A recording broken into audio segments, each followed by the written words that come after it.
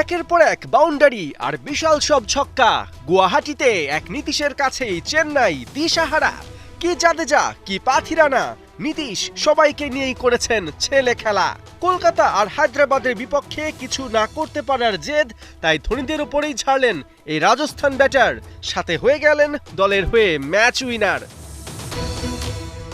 যদিও চেন্নাইয়ের বিপক্ষে টস হেরে ব্যাট পাওয়া রাজস্থানের শুরুটা ছিল বেহাল। প্রথম ওভারেই বিদায় নেন যশস্বী জয়সওয়াল। এরপর দ্বিতীয় উইকেটে সঞ্জু স্যামসনকে নিয়ে ঝড় তোলেন নীতিশ রানা। ছোটাতে থাকেন 4 ছক্কার বন্যা। ষষ্ঠ ওভারেই 21 বলে তুলে নেন 50। পাওয়ার প্লেতে রাজস্থানের 1 উইকেটে 79 রানের পুঁজি। অষ্টম ওভারে আবারও দৃশ্যপটে নূর আহমেদ। এবার চেন্নাই চায়নাম্যানের ডেলিভারিতে কাটা পড়েন সঞ্জু স্যামসন। 16 বলে তার ব্যাট থেকে আসে 20 রান। 12তম ওভারে অশ্বিনের বলে নীতিশ রানার ইতি। স্টাম্পিংয়ে তাকে ফেরান মহেন্দ্র সিং ধোনি। তবে ততক্ষণে নীতিশের নামের পাশে 36 বলে 81 রান, 10 বাউন্ডারি আর ছক্কা 5 খান। পাথিরানার বলে রাজস্থান ক্যাপ্টেন রিয়ান পরাগো হন ডিসমিস।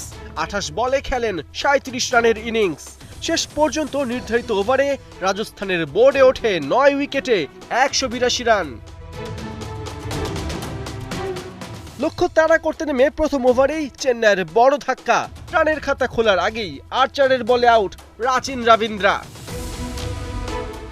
রাহুল ত্রিপাঠী আর ঋতুরাজের 45 রানের জুটি ভাঙেন হাসারাঙ্গা। রাহুল 19 বলে 23 রান করে ধরেন ফেরার রাস্তা। সময়ের সাথে সাথে হাসারাঙ্গার এই দাপট আরও টের পেয়েছে চেন্নাই। লঙ্কান লেগির বলে আউট হয়ে ফেরেন শিবম দুবে, ঋতুরাজ, বিজয় শঙ্কর 3 জনাই।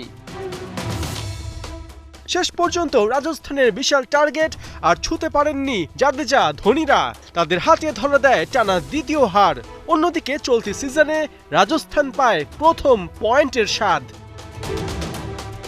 পার্থ বণিক, ৭১।